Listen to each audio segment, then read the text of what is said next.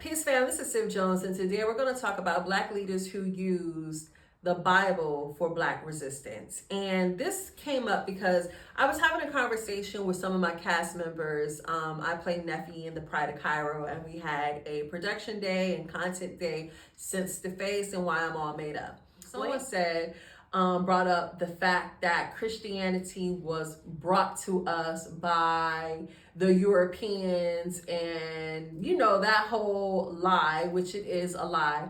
So moving on to that, I just want to highlight four main characters, Black leaders that were here in America that use the Bible for our freedom. Because one of the things that we've been told, or one of the myths that happened, so it's not really a myth, but it is a fact, that the Bible was used to keep us enslaved when our ancestors were slaves. And yes, small portions of it, not the entire book, but yes, small portions of the Bible was used to keep us enslaved. But think about this. If they didn't want us to read the full Bible, only a small part, then that should tell you that there was some power in that full Bible. And there were leaders that used the full Bible and were able to read beyond the passage that the slave masters gave to us and understood the biblical powers and used that to get our people free. Okay? Yeah. And this is probably my favorite freedom fighter is Harriet Tubman. And I know we hear a lot about Harriet Tubman, but she was just so dope in her day. I mean, this woman lived an extraordinary life. And I'm not going to go give you too much of her history because you should know that by now. There's books, there's movies, there's all kinds of things out there that really go into depth of who Sister Harriet was. But we all know that one of the two things that she was a prophet and she was a freedom fighter. Now, Harriet Tubman, if you don't know, she was one of the conductors of the Underground Railroad. And no, the Underground Railroad was not an actual railroad, but they called it the Underground Railroad because there was houses along a route that would hide slaves. And these houses were white folks, lived in these houses, and the slaves would come and they would allow these slaves who were escaping slavery to hide out in their house. They would feed them, they would let them sleep, etc. She knew exactly where these houses were, so she was one of the conductors of the Underground Railroad. Okay, not only that, but so she was born into slavery in Maryland in around 1822. And one of the things that happened to Harriet at a very young age is that she suffered a severe head injury, and where one of the overseers threw a heavy metal piece of some type of product and it hit her head, and she passed out, right? And from that, she suffered lifelong seizures. She had blackout spells. She would go to sleep. She probably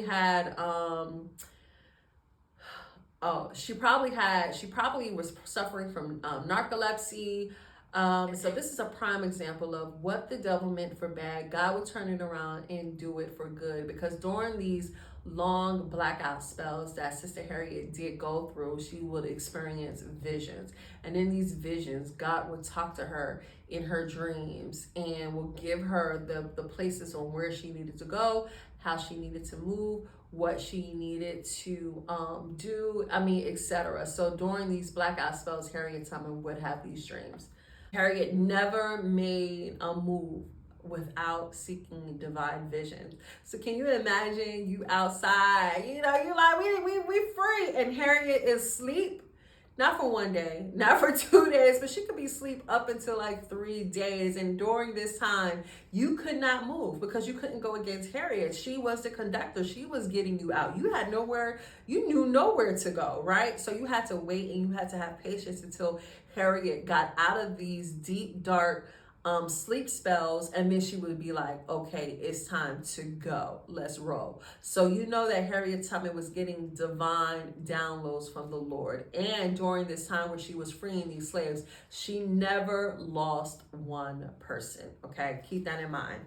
Also, the two things that really made Harriet my favorite character out of the freedom fighters that we do have as a part of American history is the fact that she carried a Bible and she carried her pow, pow, pow, a gun. Okay? She was like, peace be still. Peace is going to happen, whether it is through a book or whether it is through a piece of steel, we will have peace up in these streets, okay? So Harriet Tubman carried a Bible and a gun, right? And she carried it both for protection, okay? This was a reminder to those that were with her that peace was going to happen whether you wanted it or not.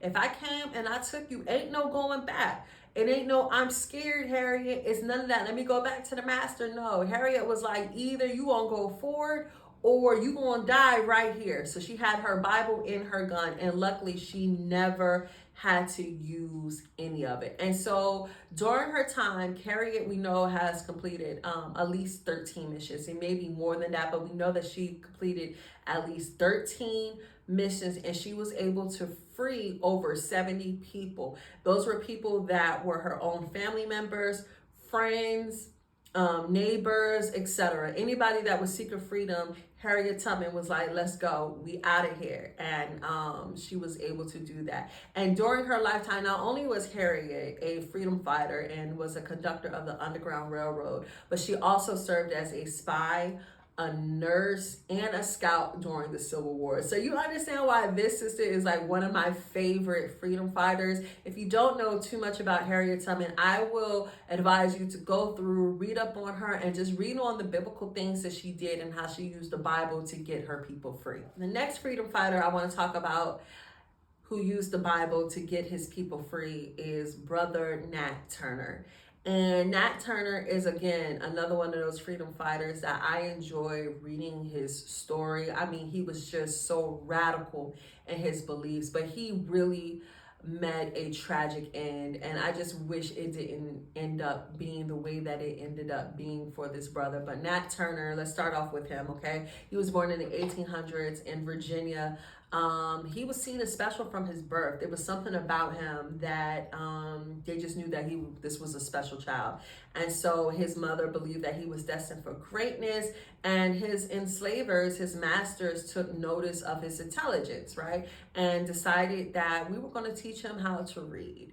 And which was a rare privilege in those days. They just did not teach slaves how to read or educate slaves, right? Because Nat Turner was educated and he could read, the slave master pretty much made him in charge of the slave. He became a preacher, and they will only allow him to preach from only a certain part of the Bible. I'm pretty sure you can guess which one. So you would have to ask yourself, and I'm sure Nat did as well. And he did. He asked himself, well, if I can only read from this part, why won't they allow me to read from the full entire Bible?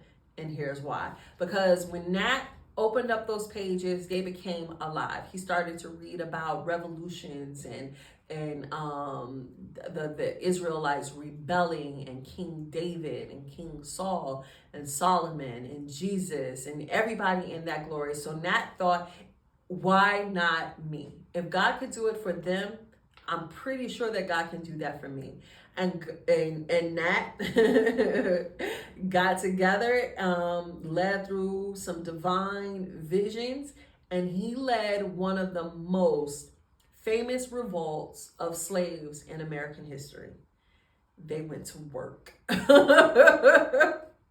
Okay? A small group of them, and they killed over 60 white men, women, and children. They took it literal. And if you read in the Bible, you will see when Israel was coming out of Egypt and they had to go take the land that God told them that it was theirs. God told them to kill up everybody. The women, the children, the men, the cattle, the sheep, the goats, all of the animals. God told them to go and take that land, and Brother Nat Turner took that, and he was going to take the land. And when he was captured, he suffered tremendously. He was tormented, he was hung, he was skinned alive, and his body parts were scattered all over America to let slaves know that if you rebelled, this would happen to you.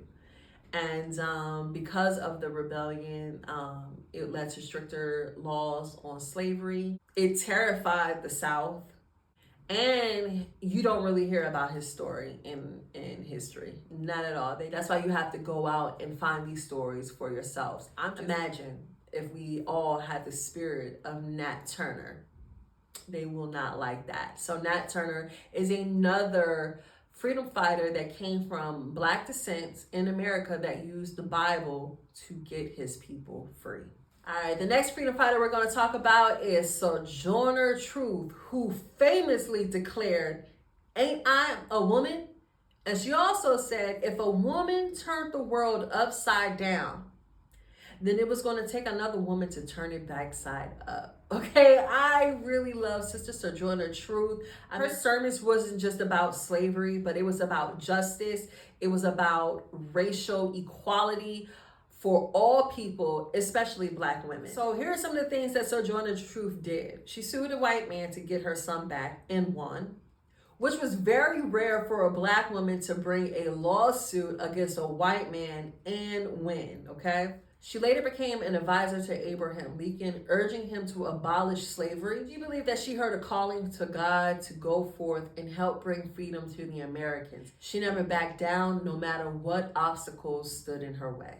Last up, we have Brother Marcus Garvey. Now, Marcus, he didn't necessarily grow up here in America. He was from Jamaica, but he came to America, and he really was one of the forerunners of the Back to Africa movement, and he really believed that Black people needed our own form of money and that the Black dollar should be circulating in the Black community. He was really about economics and entrepreneurship within the Black community.